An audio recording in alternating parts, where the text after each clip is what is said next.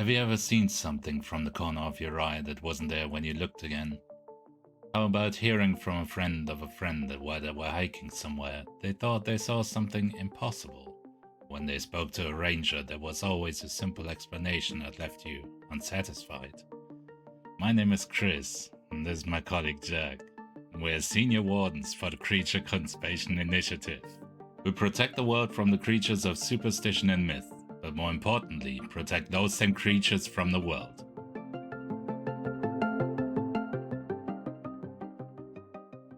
Hello everyone, welcome back to another episode of Blink and You're Mythed. I know you've waited for this at least 2 weeks, maybe more, who knows? Maybe you missed the last episode and thought there wasn't any.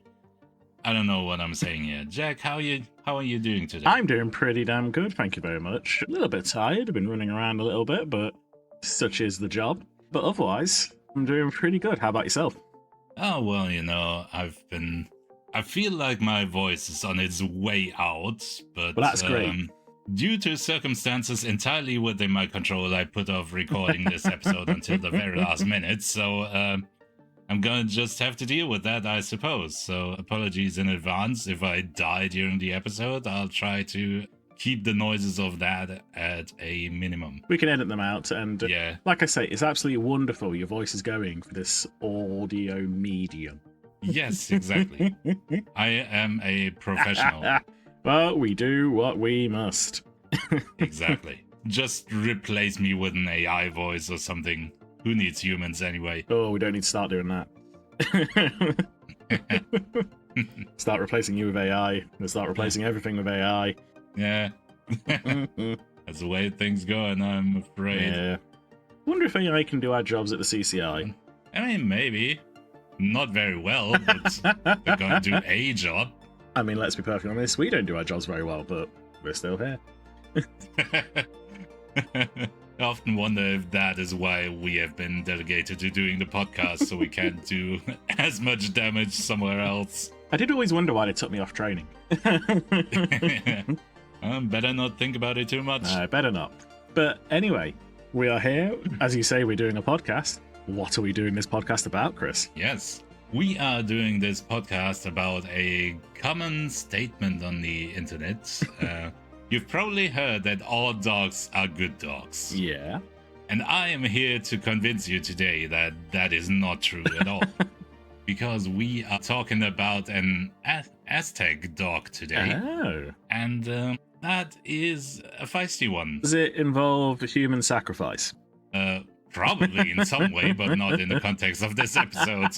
I mean, it's Aztecs. But anyway, carry on. Yeah, exactly. They probably sacrificed someone to someone for something, but yeah, that's not what we're talking about today. I mean, sometimes I would sacrifice pretty much anyone for like a bag of Cheetos. If I'm hungry enough. Fair enough. The sweet and fiery ones are very tasty. But anyway, carry on. Yes, thank you.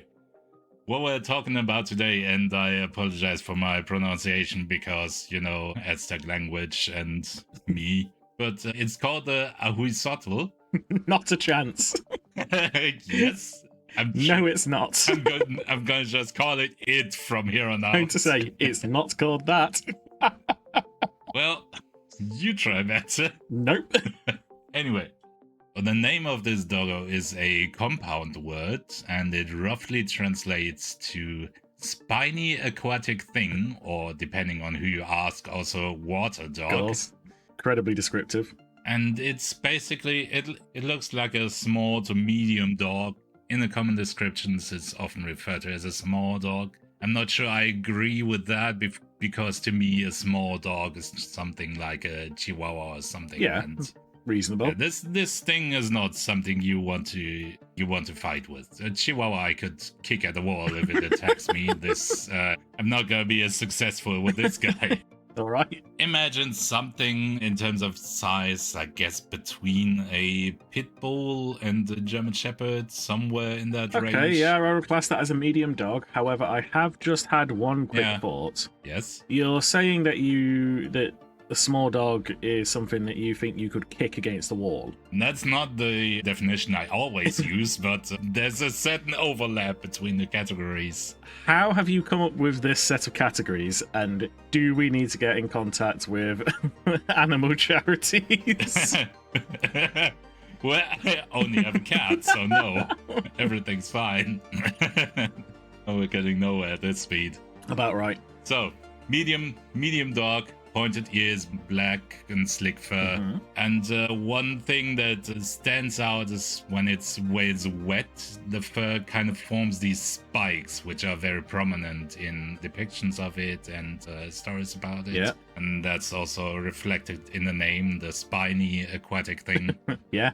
And it has very nimble paws, or almost hands rather, like a raccoon or maybe even a monkey, like very dexterous and very human-like. Okay, so we are talking hands, not paws. Yes, I suppose. Getting creepier? Oh, it gets even creepier because it has a very strong prehensile tail. Excellent. At the end of that tail is a very human-looking hand. So the others are human-ish shaped, but the one at the end of the tail very much looks like a human hand. And there might be a reason for that we'll get into in Is it shaking your hand? No. But I like your optimism. We try. So, little bit about the myth and general information about this thing. It was said to be a friend of the rain gods. You know, everything was related to the gods in some way or another. And it was quite a popular kind of creature, I suppose, in a way, or at least famous, because there was an Aztec leader with the same name in the 15th century. And as far as I understand it, he took the name on purpose. He didn't just happen to have the same name as the Ahuizotl. So, a divine puppy with the name of an Aztec leader. Yeah, I'm not surprised it's quite popular. Just out of curiosity, what's that name again? I just said it, but it's the Ahuizotl. The Ahuizotl. Okay, I'll believe if no one else does. Carry on. Well, I don't believe myself, so it's good one of us does. It gets even better because in approximately 14 seconds I'm going to talk about a couple of gods which are not easier to pronounce. Oh, it's going to be so bad. It is. So the role of this little doggy is said to be a guardian of lakes. It is said to protect the fish that live inside the lake. Or another occupation, depending on who you ask, is that it is a kind of servant or maybe a tool, depending on your worldview, of a couple of gods, and that is Tlaloc, the rain god, or his maybe wife, maybe sister, depending on the text, maybe both, who knows. And she is called Chalchiuotligu. No, wait. Yeah. Wait. She's called Chalchiuotligue, I think. All right. Or something not, I was going to say not too far off, but probably too far off. Yeah. I mean, I personally don't think that's the name, but... I think it's close enough that someone who knows how it is pronounced might recognize who I'm talking about. Maybe. Anyway, that is a deity of water, of rivers, seas, streams, etc. Right. Bodies of water. And those two, as I said, are in different texts. They're either siblings or they are husband and wife, and they send out these dogs to collect souls of people that they like. So the dog is owned by sister wife Yes. and husband brother to be sent out Yep. to protect the rivers. Yep, to protect the lakes and to kill people to collect their souls. Ah, yes, I forgot about that part. Kill people to collect their souls. Very important. Yes. God, why are gods weird? You might think that is a bad thing, but fear not, because the victims were said to go to the paradise of Tlaloc, which is basically just a paradise of unending springtime and green plants and whatnot. And so everything's fine. It's just that you die a horrible death at the hands of a monkey dog creature. Small price to pay for eternal happiness in paradise, I suppose. Yeah, I mean, that's what I'd say too. Yeah. Don't know if I'd believe it, but It's like my grandma always said. your kooky grandma. Yes. Expanding the law. She said, kid, when you are fighting a monkey dog, fear not, because even if you lose, you win. Excellent. Thank you very much for that, Grandma. Let's take your pills now. Oh god, it's one of those episodes. I mean, we got it. It's better than the hate crime. So this is for people who the gods liked and who Sounds it. they wanted to be collected. But there's another reason that gods might choose someone to be the victims of this dog. Do you have any idea what that might be? Well, seeing as you said earlier they were protecting the fish, I'm going to say someone who was either injured, damaged, killed, or overfished. That will make sense. But no, sometimes the gods would choose victims because they possess the wrong kind of precious stones. Oh, excellent. Yeah. I have no idea which types of stones that are, so no idea which ones are the good ones or the bad ones, so... I was going to say, maybe it's a wealth thing, and if that's the case, can we bring these gods back? Too many precious stones. No. The wrong kind of precious stones. Okay. So you're allowed to have precious stones, but just the right ones. Only the correct precious There's stones. something... Oh, I don't know. There's something weird about that, but carry on. Yeah. So when a person was killed by one of these beasts, the corpses were only allowed to be touched by priests, and they should be buried in a house surrounded by water. Okay. To which I can't help but wonder, how do you get them into the house if you're not allowed to touch them? But maybe I'm just misunderstanding how this works. Maybe the priest carries them around. The tail hand. Maybe the dogs, if you ask them nicely, they'll pick them up with the tail hand and move them. Yeah, maybe. But the punishment, or, well, not punishment by the priest, but your fate if you do touch one of the victims is that either you become the next victim of the Ahuizotl, or, alternatively, you suffer from gout. I mean, that's so specific that I almost believe that's certainly a scale. Death, yeah, gout. It's one or the other. You either die or gout. I mean, don't get me wrong, gout is not a good thing. Yeah. Well, no, but I know which one I'd prefer. It's certainly less final than death. Yeah. All right. Well, Definitely. This so far is like the myth, or at least as far as I understand it. Yeah. What is the truth behind it? Yeah. So the truth behind it is that it is a carnivore, it is a predator, and it has a couple tricks up its sleeves. All right. And yeah, it does live in lakes or other bodies of water, so it really is a mostly aquatic animal. Okay. And its diet consists of a lot of fish, but every now and then it does get a strange kind of appetite for humans, at least in a way. All right. So that's what makes it kind of dangerous to us? Yeah, it seems like we're not particularly its prey, really, but yeah, it's a weird one. I'll get back to that in a second. So, as they often are in these bodies of water, a very real thing is that fishermen have to deal with them, and the way they did this in ancient times, and they still do it today, is basically they just put parts of their catch aside and bribe the little dog away with it, basically, to appease it. Okay. Because otherwise they've been known to sink fisher boats because they're quite strong, actually, surprisingly strong for the size. I think it's all 5 hands. Yeah.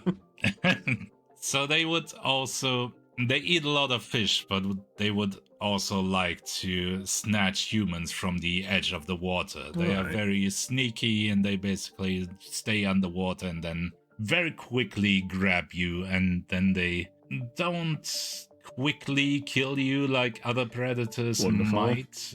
They prefer to kill you by drowning. Oh, so lovely. Basically, they just keep you underwater and enjoy you struggling against them. And These sound absolutely wonderful. yeah, all dogs are good dogs. And the insult to injury here is that it doesn't even eat any of the human meat. Oh, okay. The things it does eat from a human is exactly 3 things. And that is the teeth, the nails, and the eyes. Okay. Nails are not very nutritional. Teeth, neither. Maybe there's a couple nerve endings in there. Calcium? Yeah, I'm not sure it's the best source of that. No, there's definitely organs in the body that have more calcium to them than the teeth, but yeah. Yeah, and the eyes, I mean, they're a snack, but they're not more than a snack for a creature of that size. So it's it feels more like a statement than any kind of biological need. Yeah, I kind of agree with you there. That sounds quite a lot like a mob hit. Yeah. And at first I thought it was something about not being able to produce keratin or something like that. But honestly, there are better sources for that, even on a human, than the nails. So, probably if you eat the hair, you'd have more than from a couple of fingernails. Yeah, I was going to say, is it only fingernails and not like toenails as well? These are the questions that the listeners want. No, it's actually all nails, but even then... so it isn't because I was going to say... There's not a massive amount of It could nails. be a keratin thing, it could be... I mean, have we been able to, like, study their biology much or anything like that? Yeah, a little bit, but nothing really explained why they do this. Like I said, it feels like a statement, because...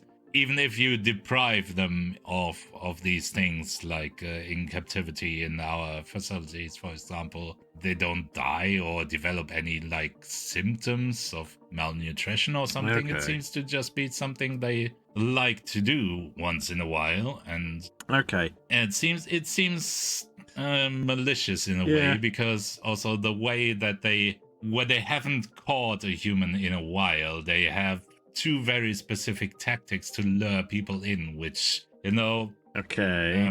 show a certain amount of intelligence. That's certainly hunting behavior at the very least.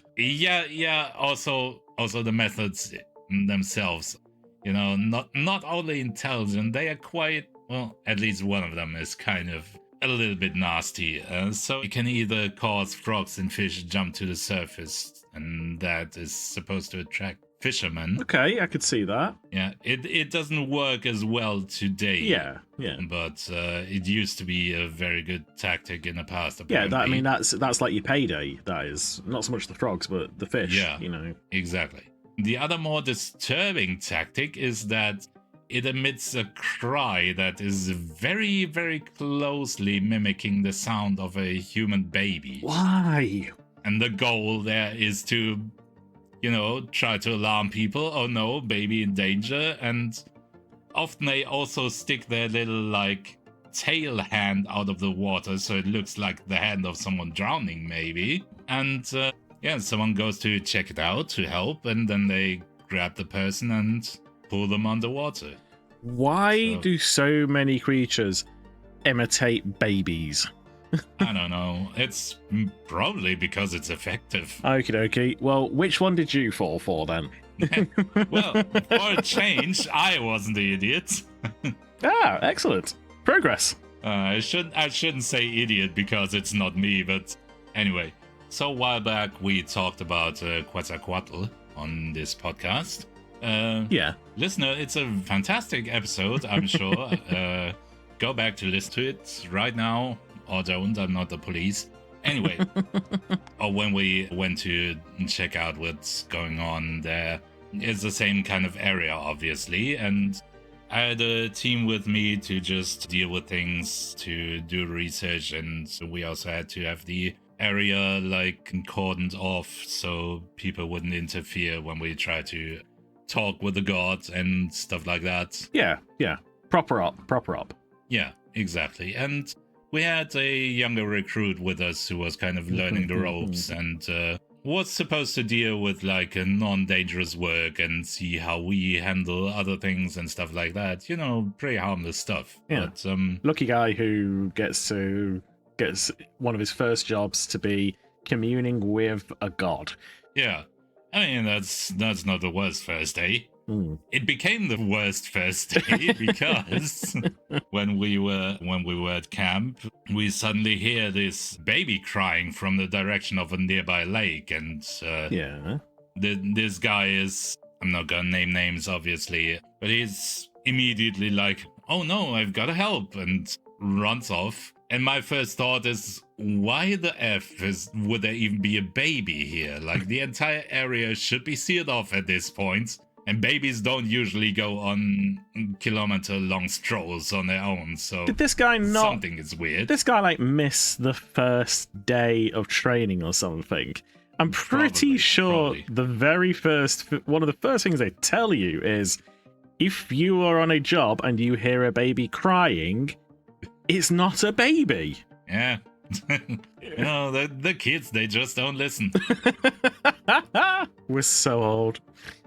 But yeah, so we had a couple of local guides with us who knew what was up and tried to stop him, but he didn't listen, so they come over to me and tell me, youngsters know best. The TLDR basically, he's in danger, do something. And yeah, I didn't have any experience with these creatures, but I ran after him and I catch up just close enough so I can see him being dragged underwater, and Jesus. There's a lot of thrashing about. And yeah, fun fact that I learned that they apparently hunt in groups or pairs at least, so there were 2 or 3 of these dogs basically wrapped around him and with their remaining hands kind of holding on to rocks and stuff on the bottom of the lake. And yeah, it's a mess because they are kind of wrapped around him, and we do have weapons, but you know, I can't shoot something when chances 80% that I'm gonna hit him as well. Yeah, I mean, that's certainly not a shot I'd want to take. Yeah, so I was also kind of pressed for time, so the only thing I could think of was to, like, it's not great for the weapons, but they usually survive a few shots under the water, so I just held the gun underwater close to the creatures and hoped I'd scare them away with the noise. All right, yeah, I can see the logic. Yeah, like, on the other hand, I took one of our flares and you know, for some pyrotechnic effect, and the combination seemed to be enough to scare them away, at least momentarily, enough that I could pull them out of the water. Yeah. And yeah, he survived with only a mild case of severe hearing damage, but oh god, yeah, no, oh, I forgot about it. Yeah. Other than that, gunshots underwater. Other than that, it worked out pretty fine. It wasn't great, but honestly, I'm not sure I had a better choice than that. So, I mean, not unless you had specific gear. Yeah. No, that's good. Well, that's nice. That's one of us actually saving someone rather than one of us looking like an idiot. Yeah, it's nice for a change, isn't it? Yeah, that makes a big change. Maybe wait for the comments where someone tells us 15 different ways that we could have handled, or that I could have handled this better. But oh yeah, of course. So someone somewhere will know. Exactly. But speaking of which, where might that somewhere be? Wow. Where people know better. Well, there's this wonderful place where you can turn around and tell us all the inaccuracies and all the stupid things we've said, and how you could do our job better than us. And it's called the Blink and You'll Miff It Discord, where you can find the link in the description to the show below. And in there, you can join, you can ask us questions, you can tell us about creatures that you'd like to hear about, you can ask us to do episodes, you can call us mean things. You'll probably get banned, but who knows? Yeah. If it's funny enough, we might keep it. We might keep it and ban you. Exactly. But yeah, so there's you can join different like-minded people, get the community growing, and just enjoy talking about these mythical creatures that you didn't know actually really exist. Because we are wardens. No, really, we are. And we are dealing with these creatures every single day. Yes, we are qualified. I know, it's crazy. Who'd have thought it?